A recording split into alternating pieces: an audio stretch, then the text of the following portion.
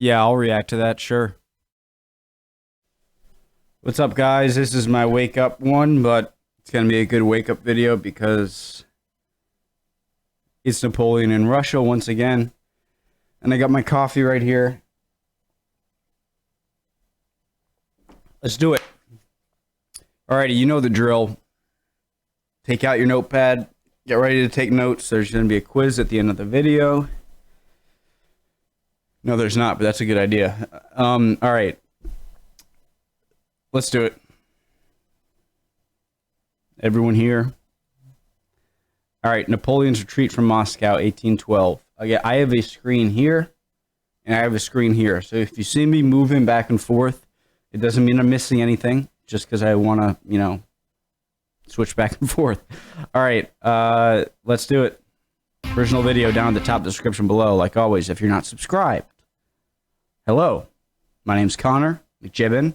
We love to react to history videos and learn about history. So just this button. I'm gonna unsubscribe just for a second. I would never. All right, this button clicked, but for me. All right, so let's get into it, guys.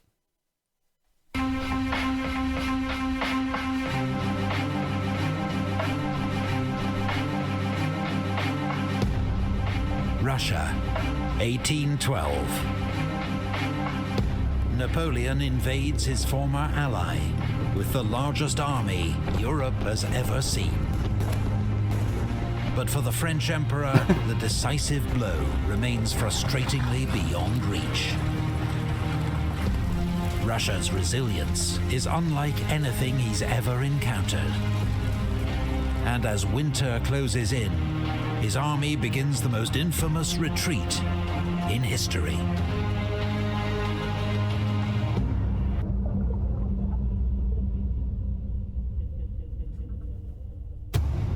The 15th of September, 1812. 83 days after invading Russia, a week after his costly victory at Berezina. Sorry, guys, I want to make sure it's recording. All right. Napoleon entered Moscow. He expected to be greeted by dignitaries, formally offering the city's surrender. Instead, he discovered that 90% of Moscow's inhabitants had fled. A fire had started the previous night and was blamed on drunken soldiers. But over the next 48 hours, fires continued to break out across Moscow, until most of the city was ablaze. Count Fyodor Rostopchin, the city's governor, had ordered that Moscow be destroyed rather than allowed to fall into enemy hands. Hey, when it comes down to this dire of circumstances, it might seem barbaric, but it's not a bad idea, especially if you're so... It shows just how resilient they are. Like, you are not going to beat us, and you're not going to get a surrender. We will burn down our own capital if we have to. Wow. And now fires were being started deliberately by Russian criminals, freed from jail and acting on police orders. French soldiers rounded up and shot any they could catch. But the inferno was impossible to contain. In 4 days, 2/3 of Moscow was destroyed. With the fires finally under control, Napoleon's soldiers turned their attention to systematically looting the ruined city. While from his new quarters in the Kremlin, Napoleon sent a letter to Emperor Alexander in St. Petersburg, inviting him to make peace and end the It's like giving me anxiety hearing that, like, clock ticking with all the days going by. war. He received no reply. Napoleon waited, confident that Alexander would eventually negotiate. But as the days passed, he grew increasingly uneasy. Cossack raids were disrupting his vital communications with Paris, as well as the arrival of supplies. While the steady attrition of French forces and Russian reinforcements meant Napoleon was outnumbered for the first time in the campaign. Rumors also reached him that his reluctant allies, Prussia and Austria, were in secret talks with his enemies. Napoleon had proposed that the army winter in Moscow, but that now looked too dangerous. Reluctantly, he accepted that the army would have to move back to Smolensk to find safe winter quarters. Napoleon knew how severe Russian winters could be, but continued to put off his departure, reassured by fine October weather, and hoping that at the last minute there might be a message from Alexander offering peace. It never came. On the 13th of October, the first light snow fell. 5 days later, You Russians are Kutuzov crazy, launched man. a surprise attack on Murat's advance guard at Vinkovo and defeated it. Napoleon, stung into action, gave the order for the army to leave Moscow the next day. Our video sponsor, I wish I had a sponsor. But obviously, you have to make money, and I would love to make money that way, so... supporting this video. World of Tanks. Check it out.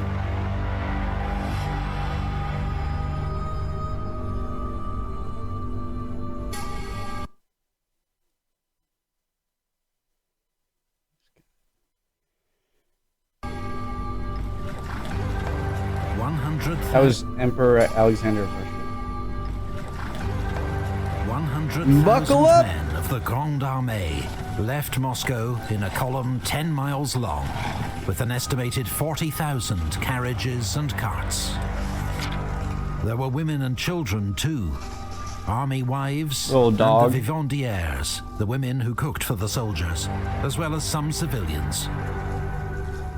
Every wagon and pack was stuffed with as much food and loot as possible. I was looking at some of your guys' replies, alright? Wagon and pack was stuffed with as much food and loot as possible. Just so you guys know, all the time I'm getting these messages from you guys. So like, I look at a lot of your comments. I don't want to say I've seen every single one, but 95% of them. As he set off, Sergeant Bourgogne of the Imperial Guard made an inventory of his pack. I spent the time in making an examination of my knapsack, which seemed too heavy. I found several pounds of sugar, some rice, some biscuit, half a bottle of liquor, a woman's Chinese silk dress embroidered in gold and silver, several gold and silver ornaments. Amongst them, a piece of the cross of Ivan the Great. Besides these, I had my uniform, a woman's large riding cloak, 2 silver pictures in relief, 12 inches long and 8 high, all in the finest workmanship. Also, several lockets and a Russian prince's spittoon set with precious stones. I wore over my shirt a yellow silk waistcoat, which I had made myself out of a woman's skirt. Over that, a large cape lined with ermine, and a large pouch hung at my side by a silver cord. This was full of various things, amongst them a crucifix in gold and a silver and a little Chinese porcelain vase. Then there were my firearms, powder flask, 60 cartridges in a box. It contained several pounds of sugar, some rice, some biscuit, Oh, half a bottle of liqueur, a he's woman's going to- Chinese silk dress embroidered in gold and silver, several gold and silver ornaments, amongst them a piece of the cross of Ivan the Great. Besides these, I had my uniform, a woman's large riding cloak, 2 silver pictures in relief, 12 inches long. Should have and realized 8 he would high, read it. all in the finest workmanship. Also several lockets and a Russian prince's spittoon set with precious stones. I wore over my shirt a yellow silk waistcoat, which I had made myself out of a woman's skirt. Over that, a large cape lined with ermine and a large pouch hung at my side by a silver cord. This was full of various things, amongst them a crucifix in gold and silver and a little Chinese porcelain vase. Then there were my firearms, powder flask, and 60 cartridges in the box. Vase sounds so much more This fancy. heavily encumbered army did not yet realize it was in a race against time. The Russians were beginning to move against the flanks of Napoleon's 550-mile deep salient. That very day, Wittgenstein's army was driving back Marshal Saint-Cyr's outnumbered force at Polotsk and drawing Victor's 9th Corps west to support them. In the south, Admiral Chichagov's advance had Schwarzenberg's Austrian Corps falling back to cover Warsaw. The corridor was closing. And then there was the weather. Though Napoleon was confident his army could reach winter quarters in Smolensk in 20 days, well before the more extreme temperatures were due to hit. Napoleon planned to withdraw via Kaluga, through unspoilt country where the army could forage for supplies. But Kutuzov sent General Dokhturov's 6th Corps to block the road at Maloyaroslavets. In fierce fighting, Italian troops of Eugene's 4th Corps drove the Russians out of the town. It was a hard-won victory, reminiscent of the fighting at Berezina. Kutuzov now stood between Napoleon and Kaluga. Napoleon now took the unusual step of conferring with his marshals. And after discussing various options, he decided that rather than seek another major battle, they would retreat the way they'd come, along the Smolensk road. Napoleon had hoped to avoid this route, as it meant marching back through country already stripped bare of supplies. The day after the fighting at Maloyaroslavets, Napoleon was nearly captured by a group of Cossacks, and saved only by General Rapp's charge at the head of his escort. I want to point out just a similar thing to the Japanese when the Americans were invading in World War II. There's something about an enemy that when they put out a message of just, like there were these, women, I guess through Japanese propaganda, who told like if you were captured by Americans, they would like eat you and like eat your kids and like rape you and then kill you and stuff like that, cannibalism. And they would see like women just jump off of cliffs with their baby, like throw their baby off a cliff and then jump off. And when you see that, imagine how bad the soldiers are going to fight for the homeland if women and are willing to do this to their children because of what they believe you're going to do to them and what they are willing to do to not lose. And imagine the damper you can put on the invading army's spirit, knowing that your enemy is such a staunch, just stubborn opponent. After this close shave, Napoleon had a phial of poison made up, which he carried around his neck in case of capture.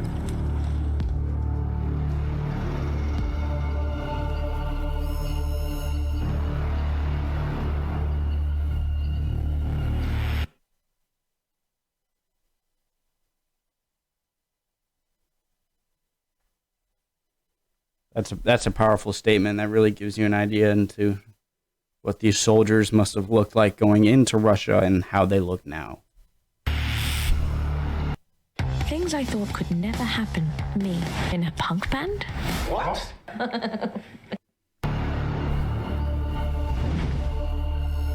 Napoleon's army set off on its new course, shadowed at a respectful distance by Kutuzov's army to the south.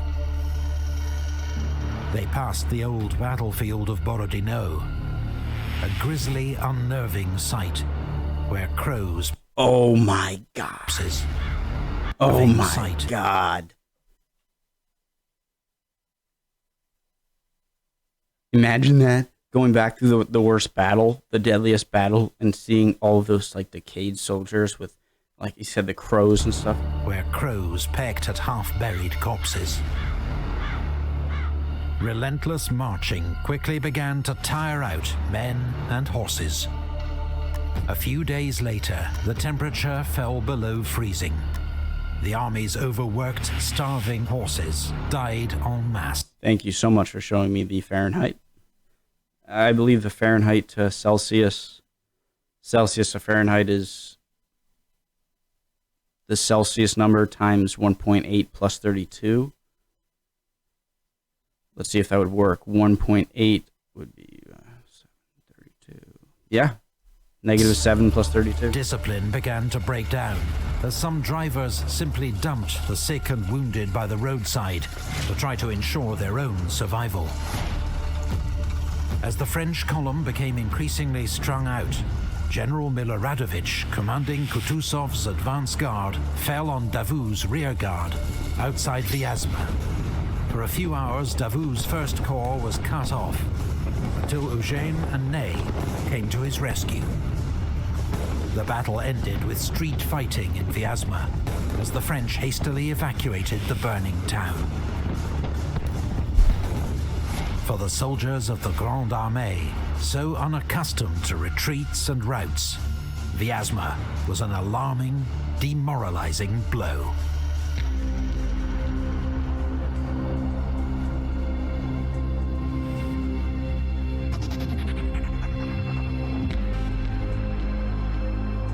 On the 4th of November, it began to snow heavily. The next night, temperatures plummeted to -20 degrees centigrade. So that would be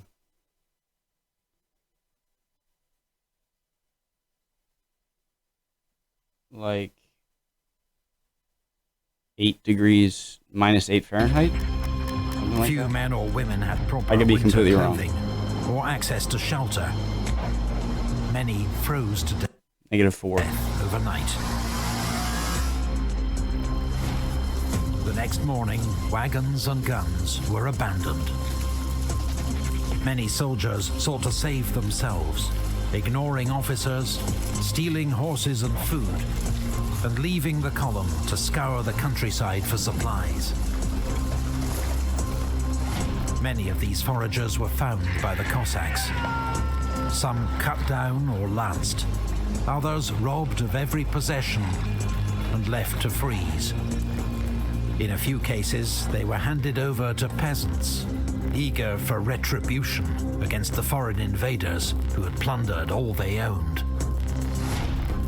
As the army struggled on towards Smolensk through blizzards, Napoleon ordered Eugene's 4th Corps to strike out for Vitebsk, where there were large French supply depots. But Vitebsk had already fallen to the Russians. 4th Corps was too weak to fight its way through, and rejoined the army, minus its artillery and most of its baggage. A colonel who saw 4th Corps at this stage described men without shoes, almost without clothes, exhausted and famished, sitting on their packs, sleeping on their knees, and only rousing themselves out of this stupor to grill slices of horse meat or melt bits of ice. Just 3 weeks after leaving Moscow, a third of the army was dead or captured.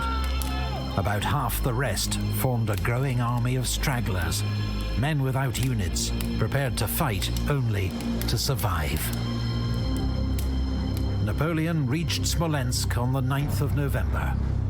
The first troops into town ransacked the supply depots, leaving nothing for those who followed, including Ney's rearguard, which arrived 6 days later.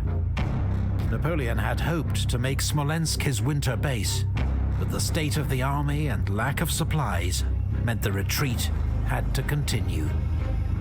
But the 5 days he spent there gave Kutuzov time to circle ahead and prepare an ambush.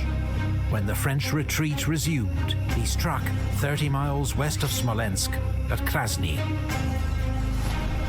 In 3 days of desperate fighting through knee-deep snow, Napoleon used his Imperial Guard to hold open the road, as Eugene and Davout's corps fought their way through the ambush with heavy losses. 2 regiments of the Young Guard were ordered to make a sacrificial counterattack to keep the Russians at bay, and were virtually annihilated. Kutuzov held back many of his troops and was blamed for not trying to destroy Napoleon's army when he had the chance. It's possible he was concerned at the number of raw conscripts in his own army, also suffering terribly in the freezing conditions. Sorry, I hit my mic. I don't want it to... I always have to, like, take a breather from that. In fact, I'm gonna go take a piss. I'll be right back. Okay, this is pretty brutal. Let's do it. Also suffering terribly in the freezing conditions. It's possible he was concerned at the number of raw conscripts in his own army, also suffering terribly in the freezing conditions.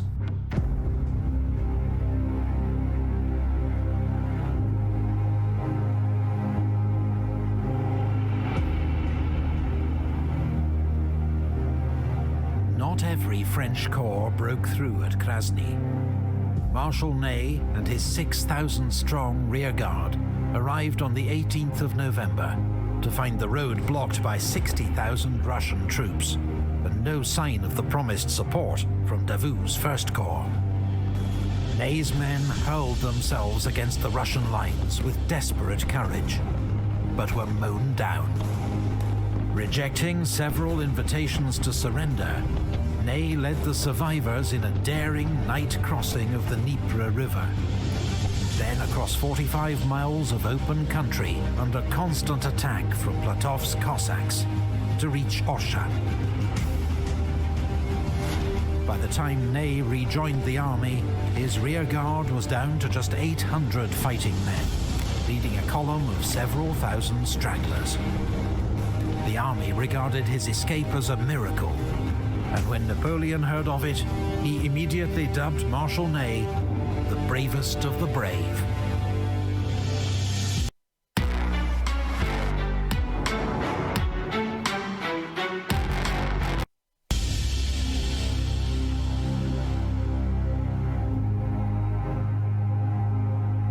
Beginning. Napoleon had escaped one trap, but now 3 Russian armies were closing in from different directions and outnumbered him nearly 3-1. From the east, Kutuzov's main army with 65,000 men. From the north, Wittgenstein with 30,000, steadily driving back Marshal Victor's 9th Corps. And from the south, Admiral Chichagov's army of Moldavia with 34,000, having detached General Ostensaken with 30,000 to prevent Schwarzenberg's Austrians and Reynier's Saxon Corps marching to Napoleon's aid. Napoleon was heading for Minsk, a major French supply base with vast stores of the food, clothing, shoes and ammunition that his army so desperately needed. But on the 21st of November, disastrous news arrived. Minsk had fallen to Chichagov. He'd then marched on Borisov, driven out the Polish garrison, and captured its bridge over the Berezina River. I know Napoleon doesn't die here, so I'm wondering how he gets out of this. By rights, the Berezina ought to have frozen solid by now, so Napoleon could have crossed anywhere. But a sudden thaw had turned the river into a torrent of ice and freezing water.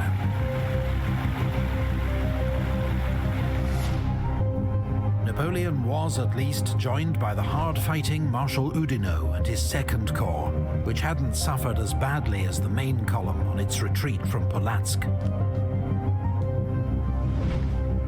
Oudinot launched an immediate counterattack on Borisov and retook the town, but couldn't stop the Russians burning the bridge.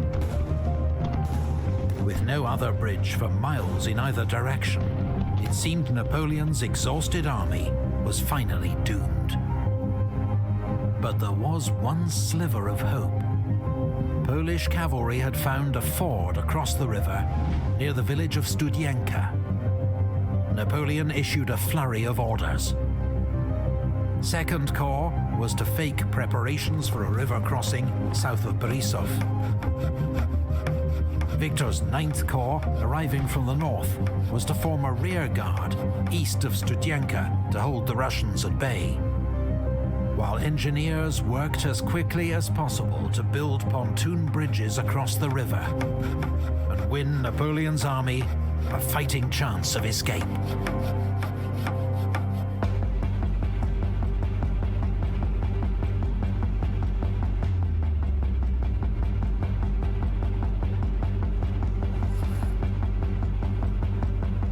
On the afternoon of the 25th of November, General Eblé's Dutch engineers began building two 300-foot pontoon bridges across the Berezina River. They worked day and night, sometimes chest deep in freezing water, and completed both bridges in less than 24 hours. Few of the engineers survived the ordeal. Chichagov had been totally fooled by the diversion south of Borisov and was moving his troops south to face it, allowing Napoleon's army to begin crossing its rickety bridges virtually unopposed. Oudinot's Second Corps led the way to secure a bridgehead, followed the next day by the remnants of the main army. Priority was given to formed troops, still able to fight. For the time being, the army's vast crowd of stragglers remained on the far bank. By the time Chichagov realized his mistake and began moving north, Napoleon had troops in place to defend the crossing. On the east bank, General Partonneux's 12th Division, 4,000 relatively fresh troops from Victor's 9th Corps, formed the rear guard. As Platov's Cossacks approached from the east, the vanguard of Kutuzov's main army, Partonneux tried to rejoin 9th Corps. I don't know. But caught in a swirling blizzard, with visibility down to 50 meters, marched straight into Wittgenstein's army. Oh God, oh no. His entire division was killed or captured. The next morning, Chichagov and Wittgenstein launched coordinated attacks on both sides of the river. There was desperate fighting on the west bank, where Marshal Oudinot was, yet again, seriously wounded, but his Swiss infantry held the line, until General Doumerc's cuirassiers, the army's last heavy cavalry, charged and routed the Russians. At great cost. I know what routed means now, thanks to you guys in the comments. Thank you. Polish and German troops of Victor's rear guard held off the Russians until dark, then pulled back across the bridges. For 2 nights, officers had been trying to get the vast camp of stragglers to cross the bridges when they weren't being used. But with temperatures reaching -30 centigrade, they'd preferred to stay put, huddled around their fires. At dawn on the 29th, with the army leaving and the Russians approaching, thousands of stragglers surged in panic towards the bridges. Dozens were crushed underfoot. Others fell or were pushed into the water, or tried to swim, which was certain death. When French engineers burned the bridges at 9 a.m., thousands were cut off and left to the mercy of the advancing Cossacks. Some became prisoners. Others were simply put out of their misery. Here we go. 3, 2, 1. Your muscles are...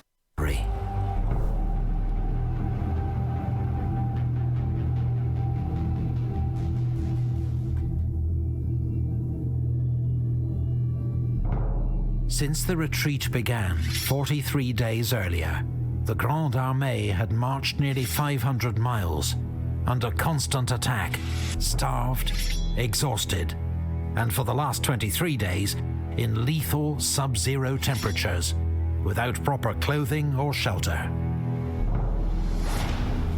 In that time, the fighting strength of the Grande Armée had been reduced from around 124,000 men to 20,000, with as many stragglers still following the army. As the retreat continued to Vilna, the weather turned even worse, with temperatures falling to minus 37 degrees centigrade. The Russian armies at least now held back, leaving the winter, Cossacks and Russian peasants to finish off the invaders. On the 5th of December, Napoleon left the army, traveling incognito across Europe at breakneck speed, and reaching Paris in just 13 days.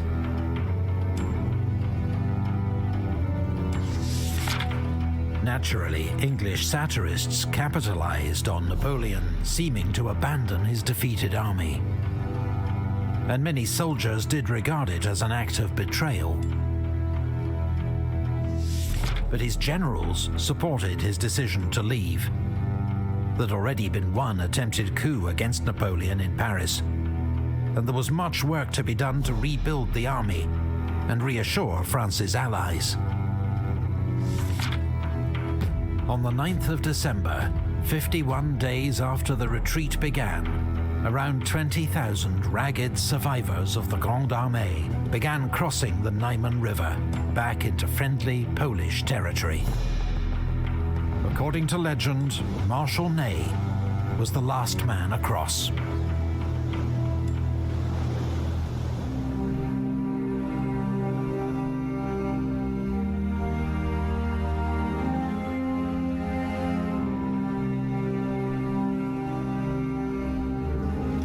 Napoleon's invasion of Russia had proved to be one of the greatest military disasters in history.